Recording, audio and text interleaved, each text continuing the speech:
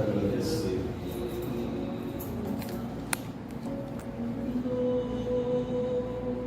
o querido e amado Mestre Jesus pela oportunidade que ora nos concede de aqui reunidos, encarnados e desencarnados.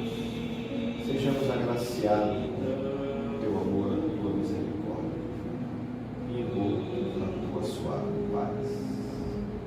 Permite, Senhor, a presença dos benfeitores amigos, os espíritos encarregados das ações do amor, em que possas fazer presente, nos acolhendo, inspirando, nos direcionando no na árdua jornada da nossa evolução espiritual. Abençoa, Senhor, e nos fortalece a coragem da fé. Envolve o nosso companheiro que estará utilizando a palavra na noite de hoje, nosso irmão Robson Ferreira, para que a sua mensagem encontre receptividade nas mentes e nos corações de todos os planos. Rogamos aqui a fluidificação da água para que sirva de medicação para o espírito de todos que devem e na certeza, Senhor, que tomará a presença dos amigos e benfeitores espirituais aqui entre nós, e agradecemos fraternalmente, dizendo: Senhor, ser conosco hoje, agora e sempre. Muita paz, o Senhor nos envolve.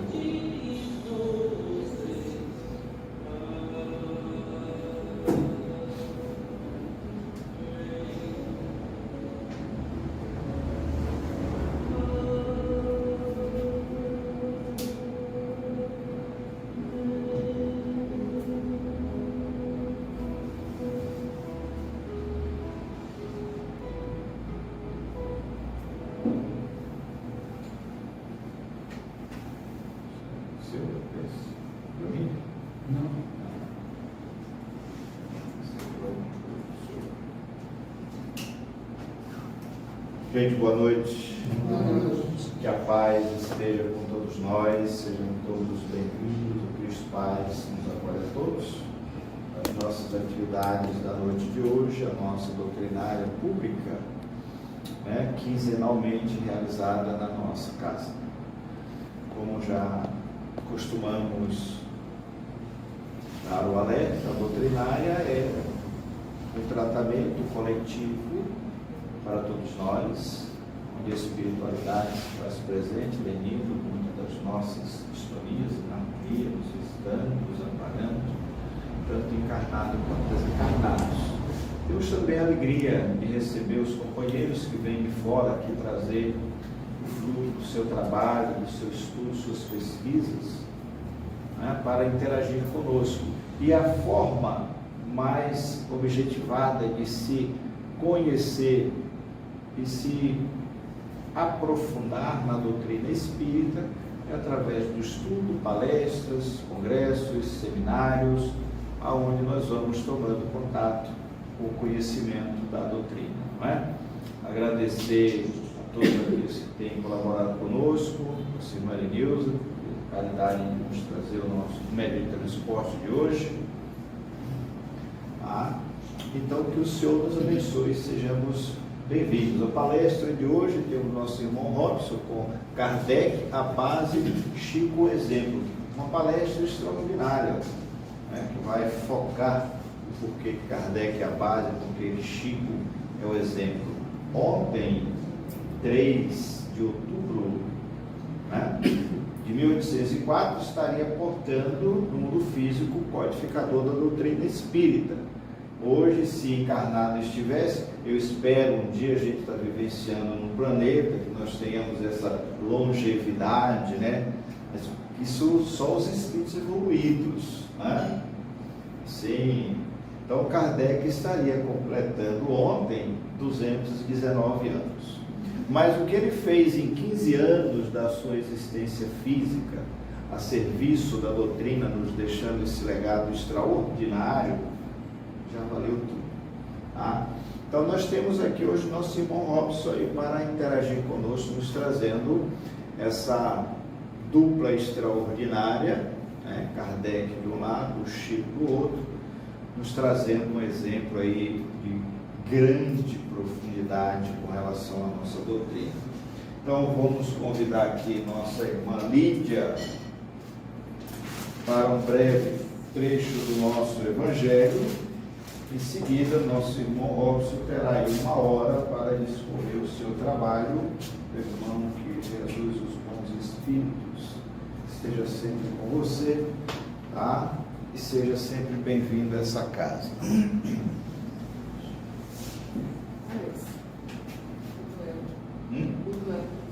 Leia o duelo. Boa noite. Está vendo? Você está precisando do duelo? Vamos ler aqui a mensagem do duelo, no capítulo 12, Amai vossos inimigos. Duelo. Só é verdadeiramente grande aquele que, considerando a vida uma viagem que o há de conduzir a determinado ponto, pouco caso faz dessas asperezas da jornada e não deixa que seus passos se desviem do caminho reto. Com o olhar constantemente dirigido para o termo a alcançar,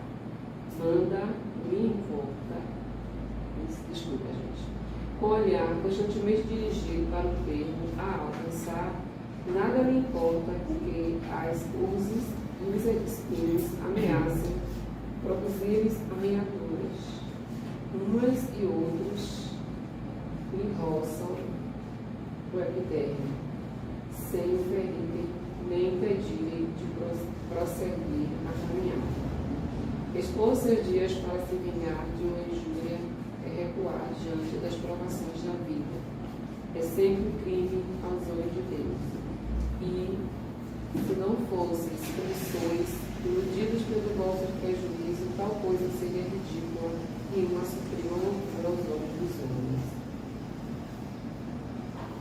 Esse trechinho que a gente acabou de ouvir sobre o duelo fica no capítulo 12, com amai vossos inimigos. Eu vou deixar para que vocês continuem a leitura em casa, para que possam depois da leitura refletir um pouquinho. Fica para a gente, nosso irmão Robson.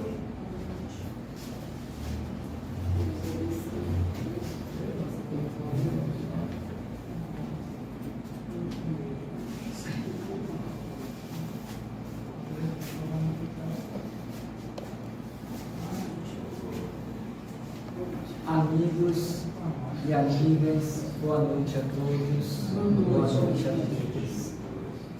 Muita paz e que Jesus nos abençoe hoje a nós. É sempre uma alegria poder retornar ao Cristo Paz e Caridade, e hoje em especial para nós falarmos sobre essas duas personalidades que, de alguma sorte, Edson já deu uma palhinha, já fez um spoiler, para que nós compreendamos o valor desses dois espíritos que estiveram até recentemente entre nós, em carne e osso. Porque, por certo, as futuras gerações dificilmente acreditarão que estiveram no corpo físico esses dois homens, cada qual na sua época específica, mas ambos trabalhando pelo mesmo objetivo. E o objetivo maior deles dois foi despertar em nós a consciência da verdade que liberta, conforme Jesus assim propôs para todos nós, quando também esteve aqui conosco em carne e osso, nos convidando a esse levante, a esse movimento de sairmos de nós mesmos para nos reconhecermos e nos identificarmos como filhos de Deus. E talvez seja para nós, espíritos encarnados e comprometidos com a terra, exatamente o maior de todos os desafios pelos quais nós até então já passamos. Porque as dificuldades que nós vivenciamos hoje, ou que nós já vivenciamos ontem, são experiências e provas comuns do nosso planeta, e que muito dificilmente nós conseguiremos nos separar delas, nos distanciarmos. Por mais que desejemos, por mais que nós busquemos viver algo para além de uma realidade humana, muito raramente nós alcançaremos nesse nosso estágio evolutivo, porque o que tem para hoje é o de hoje que nós precisamos. E nós não podemos modificar da noite para o dia algo que, de alguma sorte, já está programado para nós na perspectiva do crescimento moral e espiritual. Porquanto essas provas, uma vez vivenciadas, suportadas e sublimadas, vão nos capacitar para vivermos outras para além de uma realidade transitória, momentânea, que nós vivenciamos no dia a dia das nossas vivências comuns. Mas quando eu, mediante essa proposição, me reconheço como tal espírito e passo a viver a minha experiência focada nesse objetivo, sem perder o prumo, sem perder o objetivo da encarnação, eu passo a aquinhoar valores morais para que as minhas experiências elas se tornem mais transcendentes, mais espiritualizadas, mais voltadas para o ser espiritual que somos todos, do que propriamente para a materialidade que ainda insistimos em querer ser e acreditar que somos. Pois que, em verdade, nós estamos apenas em trânsito, saindo de uma para outra experiência encarnatória, a fim de que esse desabrochar da luz, mediante o autoconhecimento e esta identificação como filhos de Deus, aconteça de uma forma mais intensa, de forma mais consciente, para que em cada encarnação eu possa estar sintonizando com a luz, com o belo, com o divino e poder realizar na Terra as tarefas necessárias para que esse despertamento desta consciência iluminativa possa alcançar o maior número de espectadores, digamos assim, de espíritos encarnados na humanidade, e com isso nós contribuamos de forma efetiva para a ascensão do planeta Terra. E aí está, acreditem ou não, o objetivo e a tarefa que todos devemos cumprir, ou pelo menos dar a nossa parcela de contribuição a favor desse engrandecimento moral na Terra. E é por essa exata razão que nós estamos vivendo nesse período do século XXI a chamada nova era, a chamada era da transição, porque no estágio em que nós nos encontramos, e mediante a assertiva de Jesus, ao evocar a promessa de que a Terra tornar-se-ia um planeta de mansos e de pacíficos, nós estamos vivendo, como nenhum outro período da humanidade na Terra, uma fase em que essas transformações estão chegando de todos os lados, de todas as vias, sendo captadas e sentidas por quase que 100% 100% da humanidade, seja de forma consciente, seja ainda de forma inconsciente.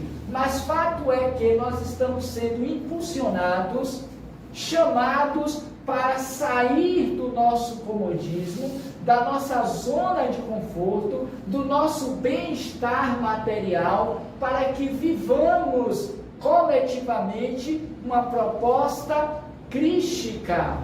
E essa proposta crística se assenta naquilo que ele estabeleceu como sendo a base e o fundamento da lei de Deus, que está calcada naqueles 12 mandamentos, do amar a Deus sobre todas as coisas, como sendo o primeiro mandamento da lei. E extensivamente a esse primeiro, também já conhecido por nós, a época de Moisés, ele nos oferece um segundo mandamento que se assemelha a esse primeiro: e amar ao próximo como a si mesmo, porque toda a lei e os profetas estão aí contidos. Ele teve a capacidade de resumir mais de 600 leis e mandamentos da Torá em apenas 2. Tudo mais podem ser jogados fora. São formas de justificativas para dizer o que tem que ser feito. E a nossa vida deveria ser um movimento contínuo para que nós, espíritos encarnados, normalmente nessa experiência encarnatória, dessemos o melhor de nós para sairmos daqui com esta conquista. Evidentemente que não 100%, mas cada vez mais próximo desse objetivo. E é por esta razão que Jesus também, enquanto a segunda revelação para a humanidade terrena, ele vem então nos trazer a proposta da parábola do semeador, quando vai nos dizer que o semeador saiu a semear. E ele vai, na medida em que encontra os terrenos, ele vai jogando a boa semente.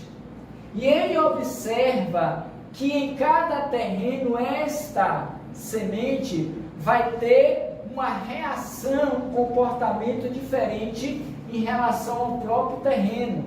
Ou os terrenos irão se comportar, melhor dizendo, diferentemente para aquela semente boa. Mas pela insistência, pela continuidade, pela devoção, pela fé, por acreditar naquele objetivo, ele sai a semear, independentemente de como se encontrasse o terreno. Ele acreditava que, embora o terreno não preparado para receber aquela boa semente, a fim de que pudesse frutificar, seja 15, seja 30, seja 60, seja 100 por 1, mas ele sabia que no tempo e no espaço haveria de trazer frutos, porque todos os terrenos, eles são preparados para um tipo de frutificação ou de frutos. E esta colheita se dará dentro do tempo, dentro do compasso, dentro da realidade de cada terreno, até que, mediante a insistência, mediante o aprumo, a dedicação, o acreditar na atividade do trabalho realizado, ele vai encontrar um terreno fértil, porquanto este que está lá como sendo, digamos, o 10º, já havia passado pelas outras etapas anteriores. Já tinha sido aquele primeiro terreno frutífero em que a semente, uma vez jogada, ficou ali mesmo, e as árvores dos céus vieram e comeram-nas. Ou seja, um terreno extremamente inóspito, um terreno despreparado para receber a boa semente. Mas sabendo que, com o passar do tempo, com o revolver da terra, com a chuva, com o sol, com as próprias passadas daqueles que ali estiveram, haveria de um futuro tornar-se um pouco melhor, a ponto desta feita de vingar, de crescer, mas não ser o suficiente para florescer, porque ficaria abafado pelas situações e ocorrências daquele momento. E ele vai persistindo, até que chega um dado momento em que ele vai produzir sementes, frutos de 30, de 60, de 100 por um. O que isso tudo tem a ver com a temática de hoje, tão desafiadora, que é falar sobre Kardec, a base, e Chico, o exemplo?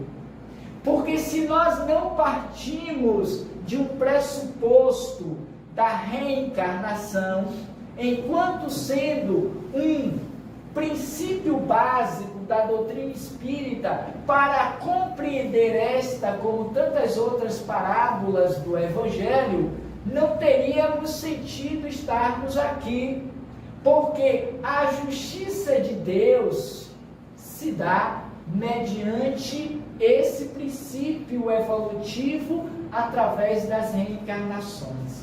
Porquanto Deus, ao nos criar, Ele vai estabelecer como base, como regra para todos o início dessa jornada evolutiva, a simplicidade, a ignorância, o desconhecimento da lei, a simplicidade das formas, da capacidade de entendimento, para que mediante o esforço contínuo, o labor pelo trabalho dia a dia, a renovação diária, possa aquela alma simples e ignorante atingir as cumeadas da evolução, a ponto de um dia também poder dizer em sã consciência: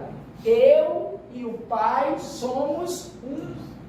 Pelo nível de identificação que já existe entre o Criador e a criatura, entre o Pai e o Filho, pelo esforço da vontade mediante o livre-arbítrio, em que passamos a melhor escolher por entendermos que a semeadura ela é livre, mas a colheita é obrigatória. E na medida em que nós vamos fazendo esse movimento de erros, de acertos, de escolhas, nós vamos aprendendo, nós vamos nos capacitando, nos desenvolvendo, nos habilitando para nos tornarmos melhores servidores do Pai na Terra, visto que todos somos co-criadores com Deus. Deus, Ele não cria sozinho. Ele, junto com a sua criação, Ele vai atuando no ambiente para que as modificações vão sendo feitas de acordo com a própria lei. E é por esta razão que esta lei de Deus encontra-se íncita, gravada dentro de nós, na consciência. Porque é esta consciência que nos mobiliza a fazer ou não, ficar retido ou seguir, movimentar-se ou ficar estacionado, escolher o bem ou escolher o mal, agir mediante a lei ou se tornar um contra-lei de Deus. E dentro desse jogo de escolhas, de erro, de acertos, a gente vai aprendendo com a dor, com os resultados, melhor dizendo. Quando próximos da lei de Deus, resultados bons, bem, avançamos.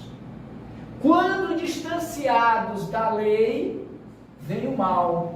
Consequentemente, a dor, o sofrimento, a reeducação daquela alma. Porque dentro do princípio da lei de amor que rege o universo e constitui a matéria primordial divina, nós vamos nos habilitando na vivência desse amor através da dor. E é por isso que muitos dizem, quando a gente não cresce pelo amor, a gente vai crescer pela dor. Porque a dor ainda nos é necessária como sendo um aguilhão que nos desperta para a senda do caminho do bem, para o despertamento da consciência divina que existe em nós. E quando nós aceleramos esse passo, nós recebemos como resultado mais créditos, mais possibilidades, mais recursos, mais engrandecimento mediante o trabalho do bem, que se estende desta forma, não mais para o meu ou para os meus, mas para todos nós. E é nessa perspectiva, afunilando para entrarmos propriamente no tema, embora não fugindo dele, é que nós vamos entender por que algumas almas são aparentemente mais agraciadas de recursos do que outras, ou pelo menos para a maioria delas. Será sido um privilégio de Deus? Resolveu aqui um A de recursos e B sem recursos? Não, na perspectiva da doutrina espírita. Porque quanto mais você desperta, cresce, mais você passa a se tornar corresponsável pelas suas ações e passa a ter um olhar mais coletivo, menos individual. E com isso você sai da expiação para a prova e da prova para a missão. Por isso que vemos raramente, embora em uma quantidade razoável, aquelas almas que estão no mundo, ainda que não vista pelo mundo, mas atuando no psiquismo divino, trabalhando em prol do coletivo da humanidade. E graças a Deus, no nosso estágio de consciência iluminada, hoje nós temos muitos, até porque em todas as eras da humanidade nós tivemos esses anteparos, esses estimuladores, esses representantes de Deus nas suas mais variadas formas e segmentos da vida, nos concitando, nos estimulando a sairmos de nós mesmos, a nos autodesafiarmos, a nos lançarmos na vida em prol de algo para além do que é imediato, do que é transitório, e compreendermos que nós somos um coletivo, um organismo vivo, que para se manter vivo dependemos uns dos outros, e o amor é a essência que alimenta, que produz, que faz com que as coisas se movimentem. E então ele designa esses filhos mais aquinhoados por terem conquistados, mediante esses terrenos mais produtivos, a trabalhar por uma causa maior. E dentro desse movimento ainda de ascensão planetária, a cada período, a cada época da humanidade, ele nos permite que venham para a Terra, para as sociedades, aqueles filhos e filhas que já despertaram para o dever da consciência, ou a consciência do dever. que é uma das virtudes que nós vamos encontrar no capítulo 17 do Evangelho segundo o Espiritismo dever. A exemplo, e salvo engano, do duelo. Porque aquele que já criou valores morais e espirituais não tem mais necessidade de duelar uns com os outros ou com as coisas, porque é o que nós mais fazemos, uma prática comum à época de Kardec, mas que ainda hoje nós vemos para e passo todos os dias. Existe maior duelo dentro da nossa sociedade do que o trânsito, do que o ambiente de trabalho, do que a própria relação familiar, na qual nós estamos sempre disputando alguma coisa, querendo ser melhor do que o outro, querendo sempre se sair na frente, ainda que por meios ilícitos. Então nós estamos a todo momento duelando com nós mesmos, querendo ser o melhor do que o outro, mais bonito, mais rico, mais apeçonhado, mais isso, mais aquilo, para fazer frente a uma sociedade mascarada, uma sociedade na qual os holofotes precisam estar acesos e direcionados para eles.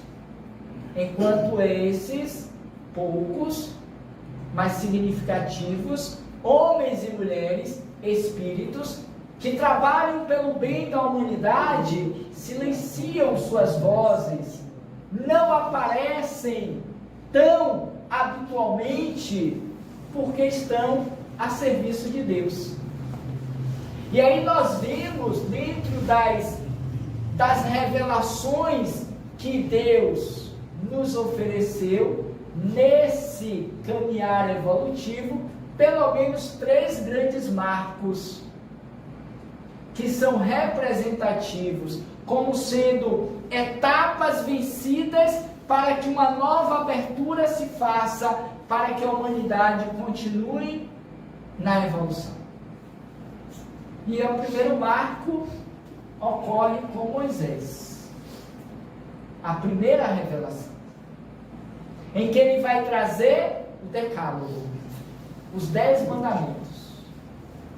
Nesses 10 mandamentos, ele vai nos trazer um roteiro, conforme a necessidade, o período e as demandas daquelas almas, que não eram outras senão nós mesmos.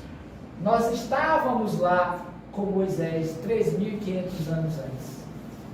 Nós vivenciamos, como ainda trazemos no inconsciente, o olho por olho, o dente por dente. Bateu, levou. Não volto para casa apanhado. Dou a quem doer, eu digo a minha verdade. Eu estou disputando, eu estou duelando. E se preciso for, para ter o que é meu, o que eu desejo, eu tiro a vida do outro. É o que a gente vê todo dia aqui. Ali, acolá.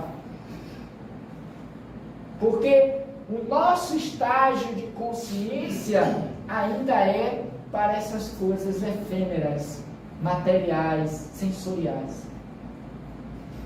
Mas nós evoluímos, acreditem, porque para chegar a Moisés foi preciso toda uma retomada de mudança de valores, de movimentação do plano superior, para que chegasse a primeira revelação com os 10 mandamentos. Tipo, é um tempo suficiente de 15 séculos, 13, para chegar à nova revelação. Então, convivemos com a lei, a justiça, desta forma: olho por olho, dente por dente. Provavelmente, essas 2 grandes almas também ali estavam, vivenciando, trabalhando, pegando aquele terreno embrutecido, incapaz de produzir, preparando-se para a grande jornada do porvir. Não sei se vocês já leram aqui o livro A Caminho da Luz. É uma referência maravilhosa para entendermos essa saga da evolução humana na Terra, contada pelo Espírito Emmanuel, pela psicografia de Chico Xavier, um grande exemplo para nós. podem não ser para muitos, mesmo no movimento espírita, mas para muitos de nós, um grande exemplo. Mas certamente ambos, Kardec e Chico, estiveram lá ontem com Moisés. Certamente. Mas diferente da maioria daqueles que lá estavam, nós, eles tinham uma consciência de um despertar. Provavelmente a dor, o sofrimento, os fizeram despertar para outras grandezas e valores. E eles precisaram passar pelas provas de sublimação, de reconciliação com a lei, com expiação, para poder se libertarem das amarras do passado. Mas ainda não era o suficiente. Era preciso uma injeção nova de ânimo, de testemunhos, de provas que pudessem alicerçar naquela consciência, naquela mente, a certeza de uma escolha, por uma vontade, não mais por uma imposição da lei. Veio então a outra marcação significativa como nenhuma outra até então na humanidade, com a vinda ou advento de Jesus Cristo. O modelo, o guia. Eles, disso eu não tenho dúvida, viu? Estavam lá também, lado a lado com Cristo, aprendendo, vendo como agora você vai usar a justiça de Moisés com amor, com desprendimento, com renúncia ao próximo. É de lá que nós aprendemos. Hoje, caritativamente, na casa espírita, foi com Jesus, lado a lado, na casa do caminho, junto aos discípulos. Nós fomos, provavelmente, aqueles doentes, enfermos, os cegos, os paralíticos, que Jesus contara nas suas parábolas. Mas apesar da dor, do sofrimento, perpassava em nós um aprendizado, um sentimento de vir a ser, de não mais querer. E muito certamente Kardec, Chico, estavam ali como assistentes, como trabalhadores diretos do Cristo, dos discípulos, para aprenderem no ontem histórico o que hoje eles nos ensinaram pela exemplificação do trabalho e do bem. E ali eles viveram e conviveram e aprenderam com Jesus de Nazaré. Tudo que era necessário para que mais tarde, já em uma outra época, um outro período, e nesse intervalo entre a primeira e a segunda, novas reencarnações, novas lições, novos aprendizados, para solidificar o aprendizado. Qual acontecia, talvez hoje nem tanto, com os alunos das escolas, que o professor passava a lição e nós repetíamos no caderno em casa tantas vezes quanto necessário até aprendermos a tabuada, a escrevermos, a melhorar a nossa caligrafia, a aprender esse ou aquele teorema. Se não fosse a prática, os vários exercícios que nós levávamos como dever de casa, que hoje nem tanto se vê isso, nós não tínhamos aprendido o básico necessário. Esses exercícios repetitivos são as experiências comuns da vida, através das sucessivas encarnações, porque o que a gente não consegue fazer em uma, a gente vai fazer em outra, porque estão todas elas interligadas, para que o aprendizado se consolide, para que o aprendizado se engrandeça, que a nossa plasticidade psíquica e espiritual se estenda para além de uma reza, de um ritual, de uma prática exterior, para conceber um sentimento interno, um desejo de fazer de participar, de contribuir, de doar-se em nome do amor. Vem então Jesus e que nos propõe isso. Amem-se uns aos outros. Eis o primeiro mandamento: amai a Deus sobre todas as coisas e ao próximo como a si mesmo. Se querem ser o meu discípulo, que seja o servidor de todos. A prática da caridade, a base do ensinamento de Jesus, o amor e a ação. E sabendo que não poderia ficar muito tempo, 3 anos, praticamente, dos 33 vividos, eis que ele então nos faz a promessa de que haveria de vir no tempo histórico da humanidade um novo Consolador, para fazer com que nós nos relembrássemos de tudo quanto fora dito por ele, as suas exemplificações, os seus ditos, as suas histórias, a sua imagem e aquelas outras que não poderiam ser ditas até então.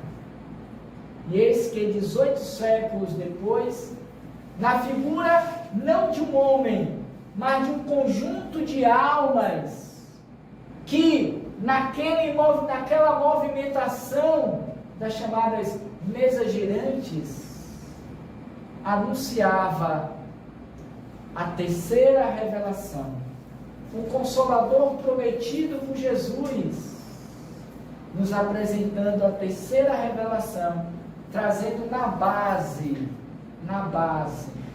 a imortalidade da alma. Como precisaria de um líder, de um organizador, de um educador para dar sequência, forma, didatismo, convidar aquele que dentre os muitos possíveis estaria na melhor condição para a execução da tarefa. Chama-se então aquele que historicamente fora conhecido como Hippolyte Léon Denisard Rivail, um educador francês de Lyon, Paris. E aos 50 anos, precisamente, ele toma ciência daqueles fatos, porque antes ele estava vivendo uma realidade de mundo como educador, sem fugir dos princípios éticos morais, porque na base do seu projeto humano estava a educação daquelas almas. Engraçado, né? Parece coincidência. Primeiro ele vai educar no cognitivo,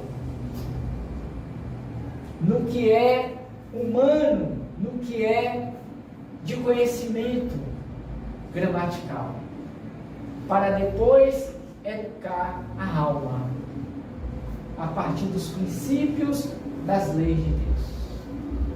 E aí quando ele toma consciência dos fenômenos, duvidando inicialmente, porque também era um pesquisador, ele era um cientista, ele vai então, ao aceitar o fenômeno, ele vai se predispor. Ele vai se predispor. Deixa eu passar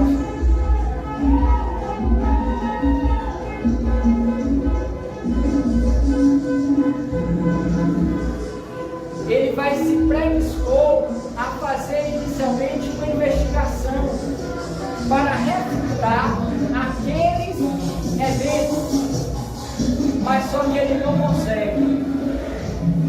Na medida em que ele vai se debruçando no estudo como um bom pesquisador e cientista, ele vai descobrindo a verdade. Ele vai avançando no conhecimento daquilo que até então era conhecido, mas nunca foi investigado com a autenticidade, com o cuidado e o respeito que se deveria. Até que ele vai estruturar as bases daquela que seria para nós a promessa do Cristo, na figura da doutrina dos Espíritos. Por isso que nós não dizemos que a doutrina é de Kardec. Não é de Kardec. Não é fora não é fora do Espiritismo que não há salvação. Como também ele refuta a ideia de que não é fora da igreja, ou ainda da verdade, mas fora da caridade não há salvação.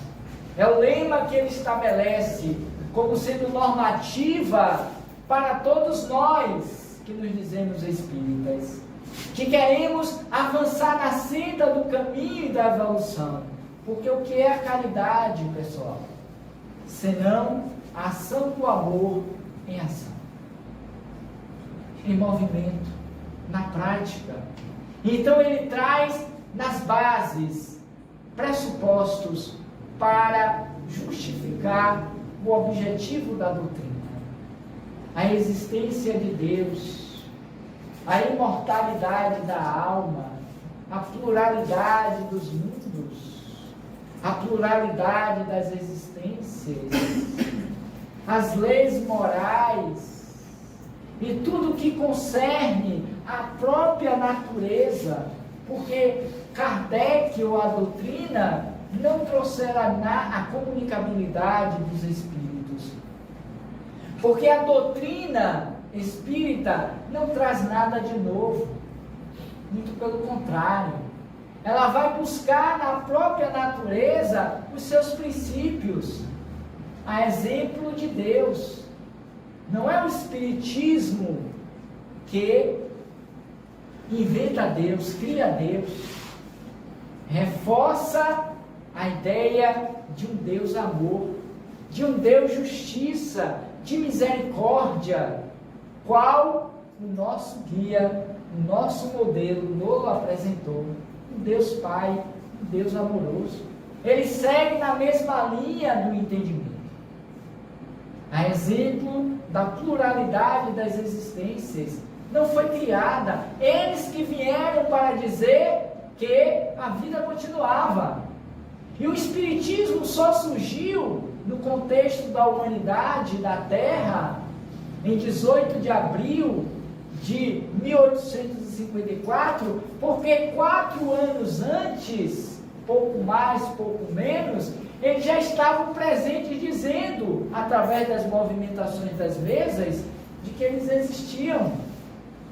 O que Kardec fez foi dar um alinhamento, um curso, deu metodologia através da mediunidade. Como também a comunicabilidade não foi uma invenção do Espiritismo, eles já se comunicavam com as batidas, com as escritas, com os fenômenos físicos. Estou aqui, e aí, vão fazer o que comigo? Percebem? A vida segue. E tantos outros que a doutrina espírita se fundamenta. Então Kardec, ele veio trazer a mensagem que o Cristo à época trouxera, mas sem poder apresentar na grandiosidade com que hoje a doutrina espírita assim o faz. Não porque Jesus não pudesse fazê-lo, longe disso, não é a questão em pauta. É porque ele entendia que ainda não era possível. E como um educador zeloso, que não passa o ensinamento para além da compreensão dos alunos, ele preferiu silenciar e aguardar. Ou melhor,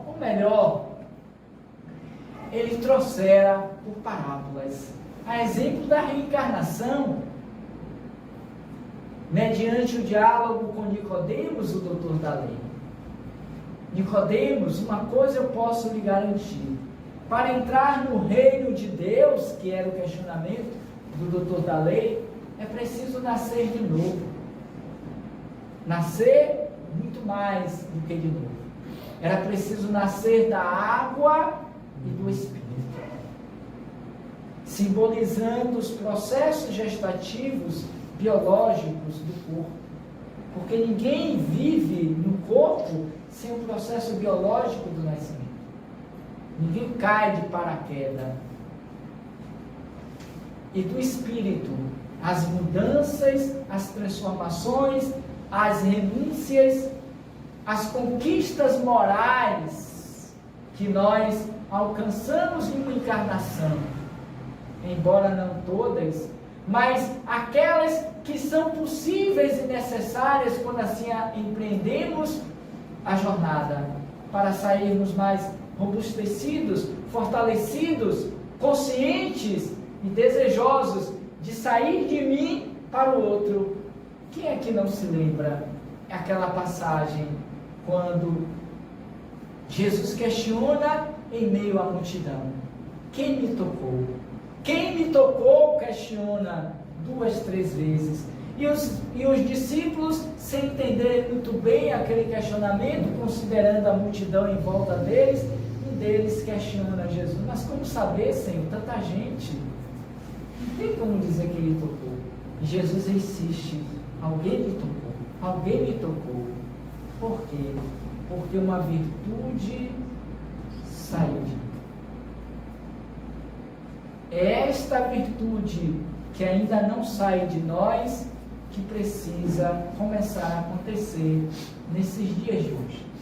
A exemplo de Chico Xavier. Chico Xavier é um exemplo dessas almas abnegadas que entendeu o chamamento, o convite para trabalhar na sua vinha, a vinha do Senhor. E disse: sim, Senhor, estarei contigo na madrugada, antes que o sol comece a raiar. E ele então vai começar, dia e noite e dia, peregrinando junto a Jesus, levando a palavra, levando os ensinamentos, praticando acima de tudo, para um dia ser também qualificado como um bom trabalhador, um bom samaritano, aquele que vai ser o exemplo para nós na doutrina, como talvez o que mais tenha alcançado a consciência do dever, do fazer e do praticar o bem, a caridade, a viver o amor. Porque por mais que falemos dessas duas almas, como de tantas outras que estão nessa mesma proposição, por mais que falemos, ainda ficaremos devendo. Porque tudo que for contado pelos seus biógrafos, pelos seus pesquisadores, é 1%, 2%. Aquele que mais conseguiu seguir além dos outros, deve ter chegado a 5%. Porque são almas que não se revelam pelo exterior, se revelam pela vivência do que postulam. Não discursam, não debatem, não prodigaliza verbalmente, apenas vive na simplicidade, nas situações, pelos exemplos que eles já são capazes de dar àqueles que os seguem. E Chico Xavier, na doutrina espírita, depois de Allan Kardec, é o melhor exemplo que nós podemos ter do verdadeiro espírita. Pelo empenho, pela dedicação, pela tolerância, pela renúncia, pelo trabalho dentro e fora da casa espírita. Ele não estava circunscrito a uma casa física. Ele estava onde o Cristo o chamasse. Ele estava no meio da multidão, fazendo com que aquelas suas virtudes já pudessem sair dele. A exemplo dos discípulos, dentre eles Simão Pedro, que onde a sua sombra chegasse e atingisse um doente, um paralítico, um cego, voltavam curados. Não precisava mais do toque físico, da mão levantada do passe. Não precisava mais da palavra, porque estes curavam pelo olhar, pelo pensamento, pelo sentimento, pela veste. Não foi só Jesus que curou as mulheres hemorroíças da sua época. Os discípulos também o fizeram, cada qual a seu tempo, é verdade. Talvez o primeiro dentre eles, o próprio Simão Pedro. Porque estavam viventes da mensagem do Cristo, exemplificando aquela época. Ontem também, ou antes de ontem, porque foram exemplos para nós. Os evangelhos estão aí que nos narram as suas histórias e os seus feitos. Mas especificamente para o nosso momento, e dizia também Edson ontem, se vivo estivesse Kardec, estaria completando 219 anos. E certamente 219 anos divulgando a doutrina espírita. A maior caridade que podemos fazer à doutrina é a sua divulgação. E nós podemos nos perguntar, aqui nós hoje em Santa Amaro, aqui no Cristo Paz e Caridade, como estamos diante da doutrina, perante a doutrina? André Luiz tem um livro de psicografia de Valdo Vieira, que foi parceiro de Chico, chamado Conduta Espírita. Não sei se você já leu, mas se não, nós encerramos nessa quarta-feira. Encerramos hoje, pela manhã, o livro 47 mensagens. Isso quer dizer um ano, praticamente um ano. Começamos em outubro, acho que foi dia 9. Não, terminamos agora, começamos dia 14 do ano passado, de outubro, e encerramos agora dia 9, eu acho que é mais ou menos 27, alguma coisa assim. Nessa quarta agora. Não, foi o dia 8. Todo atrapalhado. Dia hoje, dia 4. Então, daqui mais 10 dias se completaria um ano de estudo semanal ininterrupto do livro. E aí, me recorda aqui 2 mensagens, lá no canal Roteiro Espírita. 2 mensagens. Conduta espírita perante a doutrina. Foi a penúltima, por sinal, da semana passada. E a anterior era conduta espírita perante a codificação. Parecem coisas iguais, mas não são. André Luiz traz lembretes, sugestões de como deve ser a conduta espírita, do espírita perante a codificação espírita. A outra é perante a doutrina espírita. Como nós nos conduzimos, a exemplo de Chico, a exemplo de Kardec, a exemplo de Divaldo, que vimos ontem na mansão, 96 anos dedicados à divulgação do Espiritismo. Com todas as dificuldades, com todos os problemas de saúde, com todas as limitações físicas, nós reclamamos de uma dor de cabeça, de um mal-estar, de um enjoo, de uma chuva. Divaldo Franco, desde antes da pandemia, vem sofrendo dores horríveis, quer seja pela idade, quer seja pelos problemas contraídos por conta da pandemia. Ele teve Covid. É uma tosse que não larga mais, já esteve pior. São dores, dizia uma companheira Ih, rapaz, vai gravar, eu posso dizer. Ainda bem que eu me lembrei, porque ela disse, olha, continua. Então eu vou suprimir essa parte. Mas enfim. Então são dores que ele vivencia no silêncio da madrugada.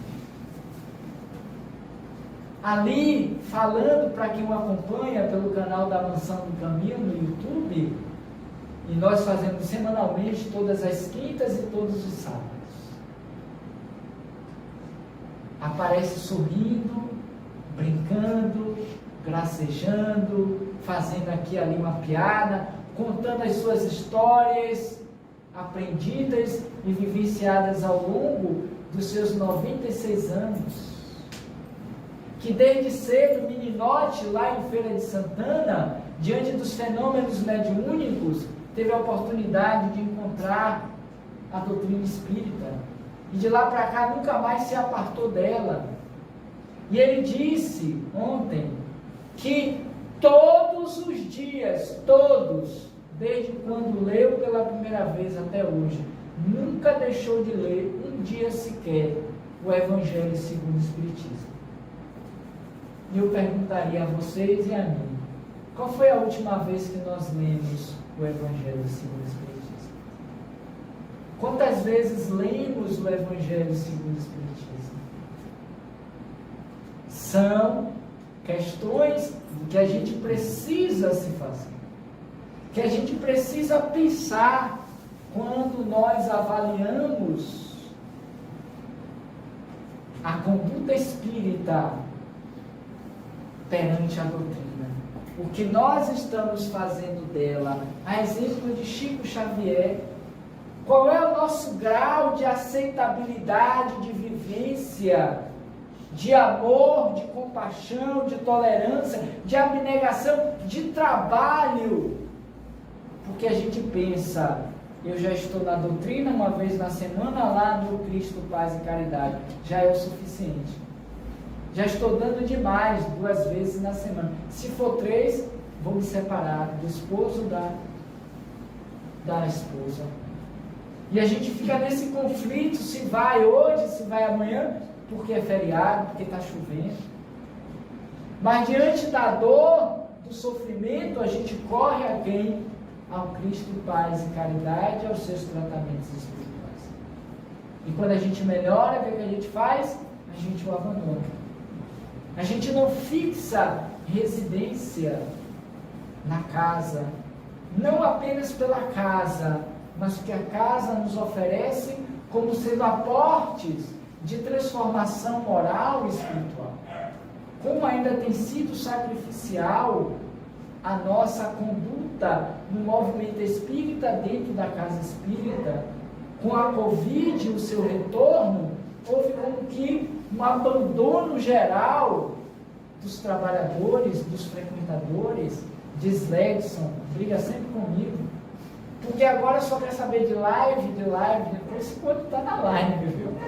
Mas às vezes não está na live, está no fundurso, né?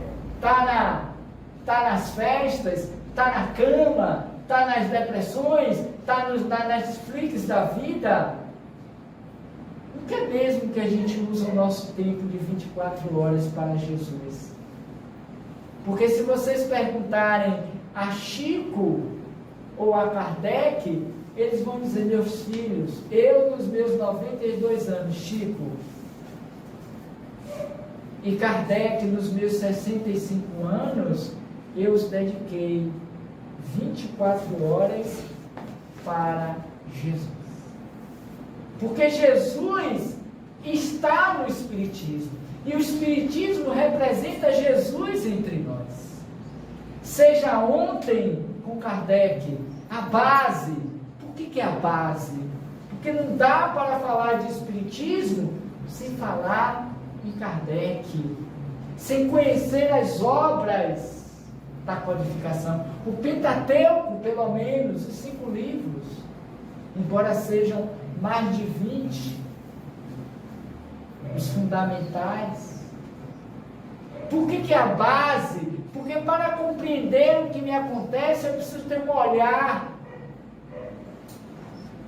na perspectiva da doutrina espírita, da lei de ação e de reação. Eu preciso compreender que eu estou de passagem pela vida, buscando angariar recursos e novos talentos para me sobrepor a mim mesmo e, quem sabe, na próxima, vir mais capacitado para o servir. Quando Jesus disse, crescei e multiplicai-vos, não estava na Bíblia, não estava falando apenas no quesito biológico, no quesito material, mas sobretudo no aspecto moral e espiritual. Crescer para a vida, multiplicar a mensagem de Jesus na terra, os seus exemplos, o seu amor, para que tenhamos sociedades mais felizes. Hoje pela manhã, para a gente encerrar, nós falávamos lá na casa Deus, Luz e Verdade, Dona Bernadette. Hoje pela manhã, 11h30 da manhã. E estava cheio, viu? Disse, rapaz, coragem, não sei se eu via não. Mas como eu tinha que fazer a palestra, eu tinha que estar lá, né? Mas, enfim. E aí, o salão não estava completo, mas estava significativamente para o horário cheio. Mas isso não é o ponto. O ponto que eu quero apresentar aqui é justamente dela, da fundadora do centro, Dona Bernadette, uma senhora de 94 anos, que todos os dias, pelo menos todas as vezes que eu estou lá, ela está lá. Com raríssimas exceções no ano, que vai tirar umas férias, um descanso, ou quando está acamada por conta da idade, algum tipo de situação orgânica. Fora isso, ela está lá sentadinha. Já não tem o comando que tinha antes, é verdade, mas é uma imagem, é um símbolo de uma pessoa importante e que as pessoas seguem, tanto no virtual quanto no presencial. E ela sempre começa, quando ela chega, sorridente com a filha, falando com a plateia, dando boa tarde, boa noite, mexendo com um, mexendo com o outro. E aí quando ela senta, que toma o microfone, ela ainda não tem nem microfone, como foi o caso de hoje.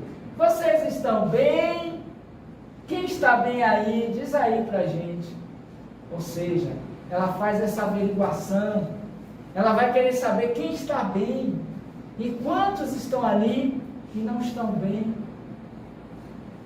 mas estão encontrando na doutrina o consolo, estão encontrando na palavra de Jesus, mediante os Espíritos, as explicações para os seus males, as suas aflições.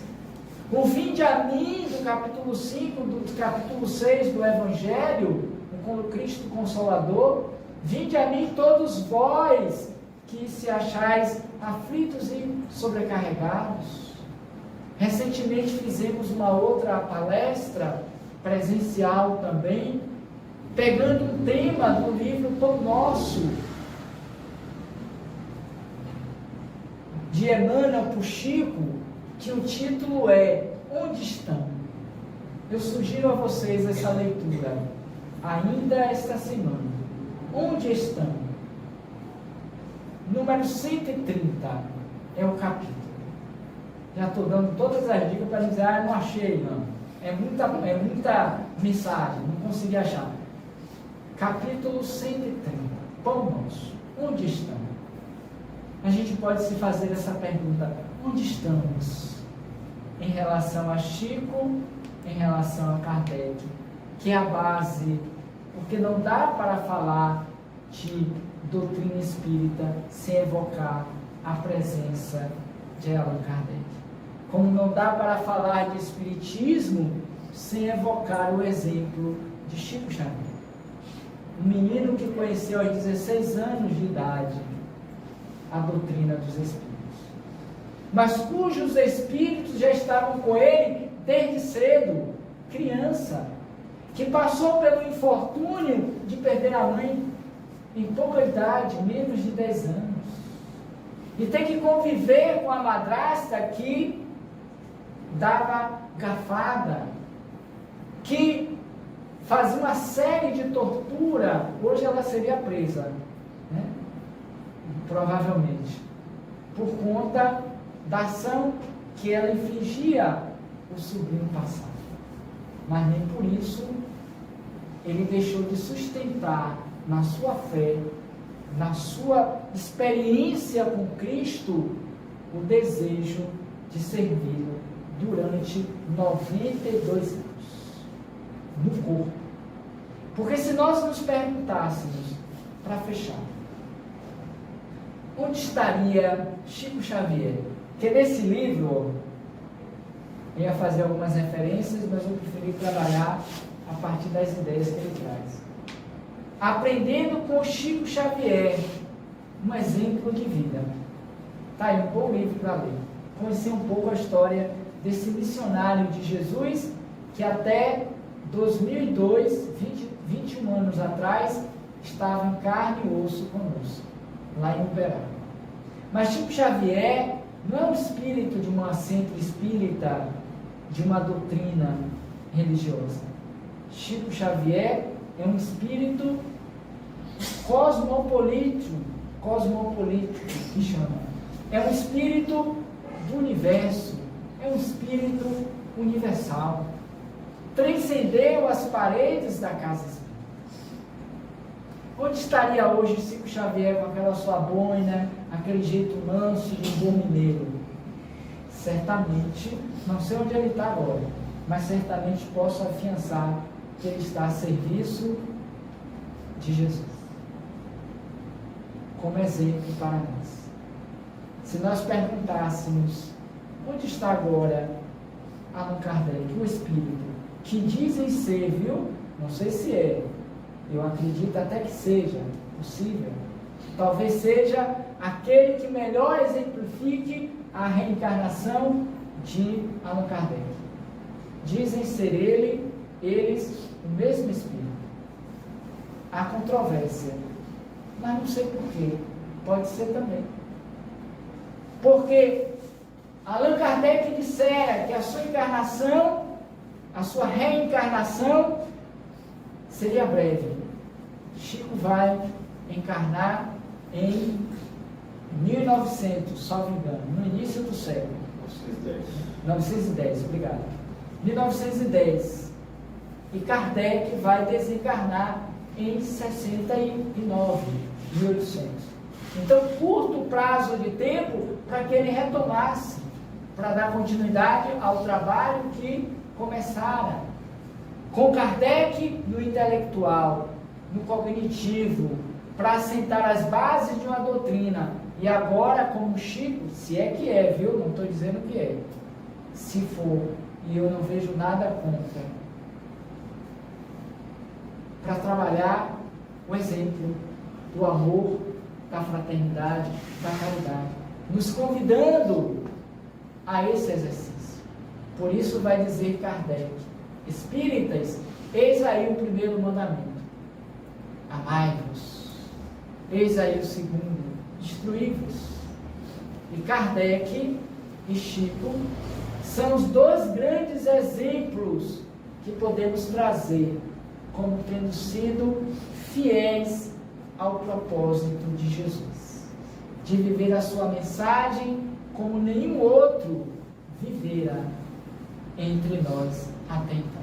Não porque sejam espíritas, mas porque são homens de bem, espíritos que arregaçaram as mangas e pelo trabalho e a serviço do amor reencarnaram para darem exemplos para nós outros que estamos ainda retardatariamente em busca dessa consolidação com relação ao que queremos para nós no futuro próximo. Porque não adianta falar de transição planetária, mundo novo, nova era, capítulo 19 ou 18 da Gênese. Não adianta falar sobre nova era, como no próprio livro do Evangelho, no primeiro capítulo, a nova era, sem que nós vivamos como viveram Kardec e Chico Xavier. Portanto, para essas duas grandes almas, a nossa gratidão, nosso apreço, e que possamos nos espelhar neles como exemplos daqueles que querem também e rapidamente, pelo esforço e pelo trabalho, se aproximar de Jesus, ainda, quem sabe, nessa encarnação. Porque aqueles que porfiarem fiéis até o fim, receberão muito mais do nosso irmão maior, Jesus de Nazaré. No mais, nossa gratidão, nosso agradecimento a todos vocês pela acolhida mais uma vez, com esperança de retorno.